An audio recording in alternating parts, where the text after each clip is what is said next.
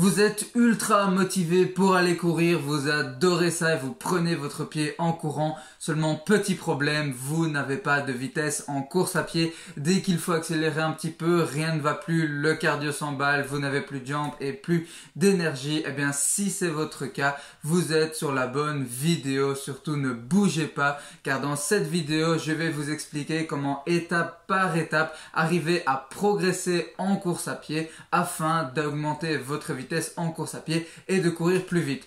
Alors vous êtes prêts? C'est parti! Salut à tous, j'espère que vous avez la forme et que vos entraînements se passent comme sur des roulettes. C'est Corentin et on se retrouve pour une nouvelle vidéo sur la course à pied. J'ai décidé de faire une vidéo sur comment courir plus vite en course à pied car je me suis rendu compte que c'était vraiment un problème que rencontraient beaucoup de débutants et pas mal d'entre vous me demandent souvent comment est-ce que je peux augmenter ma vitesse en course à pied, comment est-ce que je peux arriver à courir plus vite. Donc voilà, je me suis dit pourquoi pas leur faire une petite vidéo sur le sujet. Juste petite parenthèse également pour ceux qui ont l'habitude de regarder le dimanche les épisodes dans la vie d'un triathlète étudiant, eh bien malheureusement il n'y aura plus vraiment d'épisodes comme ça jusque à mon avis d'ici mars-avril, d'ici le retour du printemps, des beaux jours tout simplement car dans ces épisodes en général je vous montre un peu mon quotidien, je vous montre mes entraînements, mes sorties etc. Sauf que ici on est en plein pendant l'hiver, on est en plein mois de janvier et à chaque fois que je fais mes séances il fait noir, il fait pas beau et c'est tout le temps la même chose, c'est tout le temps du home trainer, des séances à la piste où il fait noir, où on voit pas grand chose, ou bien des endurances souvent sur le même parcours, pas de compète, pas de course, pas d'objectif spécifique pour le moment. Donc voilà, j'ai décidé d'arrêter temporairement ces vidéos, mais voilà, probablement qu'elles reviendront d'ici le printemps, dès que les beaux jours se pointeront et qu'on pourra ressortir en vélo, etc., qui fera un petit peu plus lumineux et que ce sera aussi un peu plus agréable de s'entraîner. Et juste avant de rentrer dans le vif du sujet de la vidéo, un petit disclaimer. Dans cette vidéo, je ne vais pas vous donner une méthode révolutionnaire ou des entraînements à suivre à la lettre qui vont vous permettre, comme par magie, de courir à du 20 km/h pendant une heure, tout simplement car ça n'existe pas. Et si quelqu'un vous a dit ça, eh bien c'est qu'il ment tout simplement, car le meilleur moyen d'arriver à courir plus vite, c'est tout simplement d'avoir un bon entraînement, un entraînement efficace qui est adapté à vous et qui va vous permettre de progresser en course à pied. Et c'est ce que je vais vous expliquer dans cette vidéo en étant quand même assez axé sur l'objectif tout simplement d'arriver à courir plus vite. Donc sans plus attendre, commençons avec mon premier conseil, la première étape. La première chose à faire si vous voulez arriver à augmenter votre vitesse en courant, c'est tout simplement de courir moins vite. Et oui, vous avez bien entendu, je ne rêve pas, je ne déconne pas, apprenez à courir moins vite. Pourquoi est-ce que je vous dis ça? Eh bien tout simplement car en général, quand on est débutant en course à pied, et même pas que les débutants, j'en connais encore plein qui font ça, dès qu'on sort, on a tendance à tout de suite se mettre dans ce qui s'appelle une intensité modérée. Donc c'est-à-dire une allure où vous allez à une vitesse où vous poussez quand même un petit peu, mais où vous n'allez pas non plus super vite, où vous n'êtes pas non plus au bout de votre vie, mais vous n'êtes ni vraiment extrêmement calme comme vous devriez l'être durant une endurance, ni extrêmement à haute intensité comme vous devriez l'être durant des fractionnés. C'est ce qui s'appelle en général, c'est ce qu'on appelle la course à l'intensité modérée et c'est un véritable fléau car faire tout simplement tout le temps de l'intensité modérée et sans jamais y aller calme ou sans jamais avoir vraiment de la haute intensité, de 1 ça crée beaucoup trop de fatigue que pour pouvoir bien en récupérer et 2 ça n'amène pas vraiment d'amélioration, vous ne progresserez pas et surtout vous n'augmenterez pas du tout votre vitesse avec cette manière. Donc arrêtez d'essayer de courir à fond qui n'est en fait qu'une intensité modérée à chaque fois que vous sortez pour courir, mais optez plutôt pour la méthode 80-20. Alors qu'est-ce que c'est que ça, la méthode 80-20? Eh bien ce n'est pas bien compliqué, ça veut tout simplement dire que 80% de votre temps d'entraînement vous allez être à une basse intensité, une intensité où vous vous sentez à l'aise, vous allez courir vraiment en endurance, vous êtes tranquille, on reviendra là-dessus plus tard dans la vidéo, et seulement 20% du temps, un cinquième du temps, vous allez vraiment être à haute intensité, donc faire par exemple des fractionnés et des séances intenses qui vont vraiment vous permettre de progresser et les 80% du temps restant vous permettront aussi de progresser mais surtout de récupérer des séances intenses. Donc on reviendra juste après dans la vidéo sur ce sujet de méthode 80-20 pour les entraînements intensifs, quels sont les entraînements intensifs à faire. Mais avant, deuxième étape si vous voulez apprendre, si vous voulez arriver à courir plus rapidement, c'est tout simplement d'améliorer votre technique. Donc il faut bien que vous compreniez qu'une mauvaise technique, de 1, ça vous ralentit car des mouvements pas efficaces qui ne sont pas optimisés pour la course à pied, eh bien tout simplement fait que vous ne pouvez pas courir très vite et donc ça vous ralentit. Deuxièmement, une mauvaise technique vous fait perdre de l'énergie, même beaucoup d'énergie, car du coup vous avez des mouvements qui ne sont pas très efficaces et vous devez fournir plus d'énergie pour être à une certaine vitesse qu'avec des mouvements efficaces. Et croyez-moi que vous dépensez déjà bien suffisamment d'énergie en course à pied que pour en gaspiller bêtement. Et troisièmement, une mauvaise technique en plus risque de vous apporter des blessures, en tout cas risque de vous apporter beaucoup plus de blessures qu'avec une bonne technique. Mais maintenant vous allez me dire, qu'est-ce qu'une mauvaise technique ? Eh bien, une mauvaise technique, ça consiste en plusieurs choses, comme par exemple avoir une attaque talon beaucoup trop prononcée, avoir une trop grande foulée en courant, donc ça veut dire que votre pied va atterrir bien trop loin devant votre genou au lieu d'atterrir en dessous du genou comme il faudrait le faire. Vous allez courir avec les épaules crispées, vous allez racler le sol avec vos pieds en courant car vous ne levez pas assez les jambes, etc. Mais ne vous tracassez pas, pour résoudre tout ça, j'ai déjà fait une vidéo qui vous explique comment arriver à acquérir une bonne technique en course à pied, quelle est la bonne technique pour la course à pied, donc n'hésitez pas à aller la voir si c'est un de vos problèmes en course à pied. Je précise aussi qu'en général, on ne se rend pas vraiment compte qu'on a une mauvaise technique, on sait qu'on a du mal à courir, mais on ne se rend pas compte qu'on a forcément une mauvaise technique, donc demandez une fois peut-être à quelqu'un de vous filmer pendant que vous courez et vous remarquerez peut-être tous les problèmes, tout ce qui cloche au niveau de votre technique. Troisième étape pour arriver à courir plus vite, pour progresser en course à pied, c'est de travailler votre vitesse forcément. Donc comme je vous l'ai dit dans le principe 80-20, 20% de votre temps d'entraînement, vous devez le passer à haute intensité. Et la haute intensité en course à pied, ce sont généralement des fractionnés qu'on va faire à une vitesse qui est beaucoup plus élevée que notre vitesse d'endurance, que la vitesse à laquelle vous avez probablement l'habitude de courir. Et le fait de faire des fractionnés à une vitesse très élevée, alors déjà pourquoi est-ce qu'on fait des fractionnés?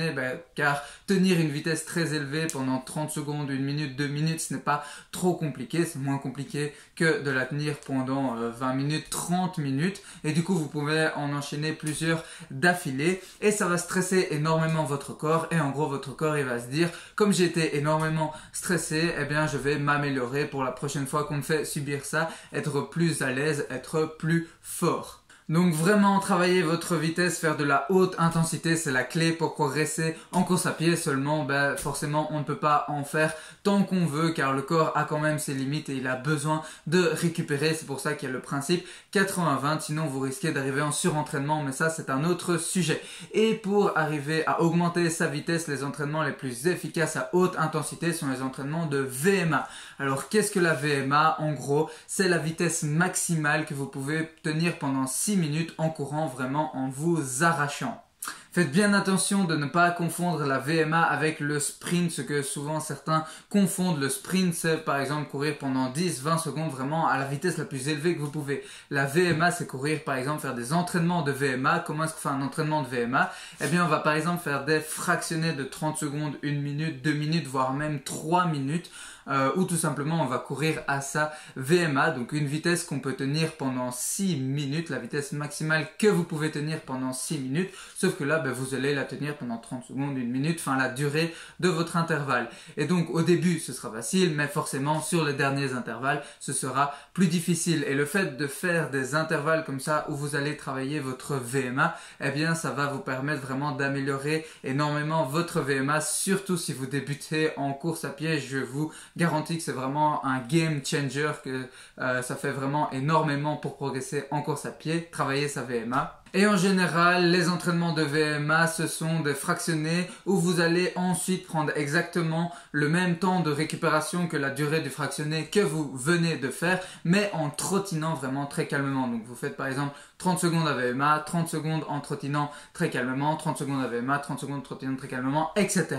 Maintenant, pour tous les détails sur la VMA et pour faire vos entraînements à VMA, j'ai déjà fait également une vidéo sur le sujet que je vous invite à aller voir, qui est très complète. Donc voilà, car ici c'est vraiment juste la base. Juste avant de passer aux deux derniers points pour augmenter votre vitesse en courant, pour progresser en course à pied, je vous informe que si vous êtes un coureur ou un triathlète vraiment motivé et décidé à passer au niveau supérieur en course à pied ou en triathlon, eh bien vous pouvez vous inscrire à la newsletter des incroyables triathlètes. Alors qu'est-ce que c'est que ça, cette newsletter des incroyables triathlètes? Eh bien en vous y inscrivant, vous recevrez tout simplement chaque matin un email directement dans votre boîte mail de ma part. C'est gratuit, c'est cadeau, sur le triathlon et les sports qui le composent, donc la course à pied, le vélo et la natation, et j'y partage vraiment plein de bons conseils que je ne partage pas forcément en vidéo, comme par exemple sur le côté mental, le côté nutrition, plein de petites astuces, etc. Donc vraiment c'est bourré de valeurs et de bons conseils. Pour vous inscrire, il n'y a rien de plus simple, il vous suffit d'aller dans la description de la vidéo, de cliquer sur le premier lien en face de newsletter, d'inscrire votre email et le tour est joué.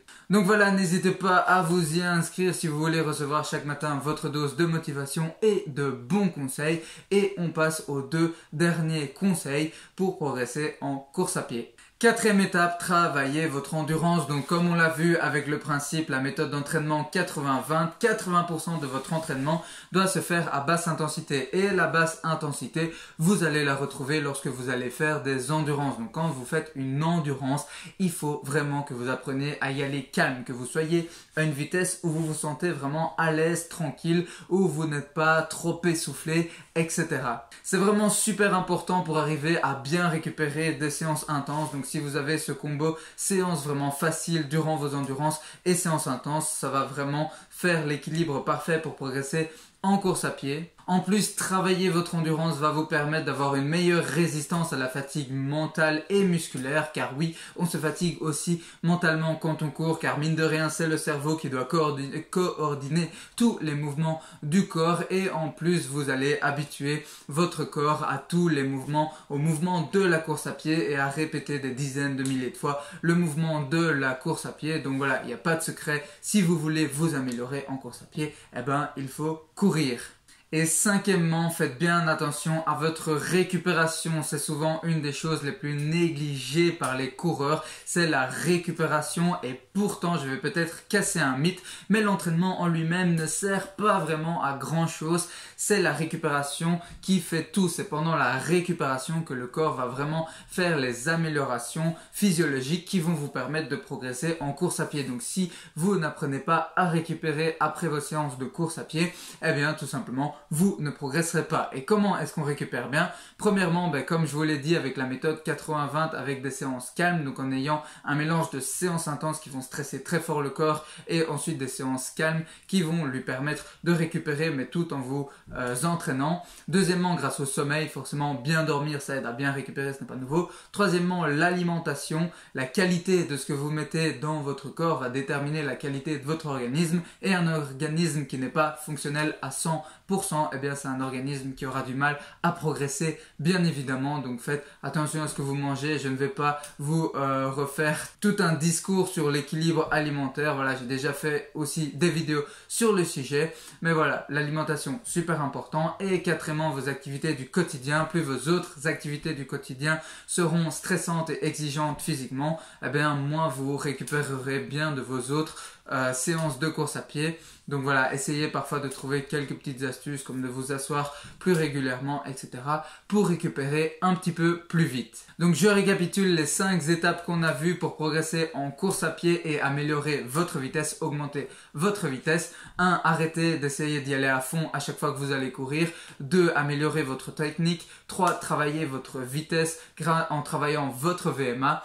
4. Travaillez votre endurance. Et 5. Apprenez à bien récupérer. Donc je pense que vous l'avez compris, mais l'entraînement en course à pied, ça ne relève pas de la magie, mais c'est tout simplement juste la succession de bons entraînements, des entraînements planifiés intelligemment, avec un certain but, un certain objectif, et pas un petit peu au petit bonheur la chance, qui vont vous permettre de progresser et d'augmenter votre vitesse en course à pied. Mais donc je vous le répète, il ne faut pas essayer d'aller à fond sur chacune de vos séances, mais de bien s'entraîner de manière cohérente et intelligente, et ensuite aussi parfois sur des fractionnés, des courses ou quelquefois parce que vous en avez envie, eh bien tout simplement courir un petit peu plus vite, faire un 5 km à fond, une course, un 10 km à fond, etc. pour vous tester et vous faire plaisir. J'espère que cette vidéo vous aura été utile et que vous y aurez trouvé tous les conseils pour enfin arriver à progresser en course à pied et commencer à vous entraîner intelligemment pour la course à pied. Si c'est le cas, n'oubliez pas de lâcher un gros like, et si vous ne voulez rater aucune vidéo de la chaîne qui vous apporte plein de beaux conseils sur le triathlon et la course à pied ainsi que le cyclisme et la natation, alors n'oubliez pas de vous abonner et surtout d'activer les notifications pour ne rater aucune vidéo. On se retrouve dans une prochaine vidéo ou dans la newsletter. D'ici là, entraînez-vous bien, portez-vous bien et prenez beaucoup de plaisir à faire ce que vous faites. C'était Corentin, ciao!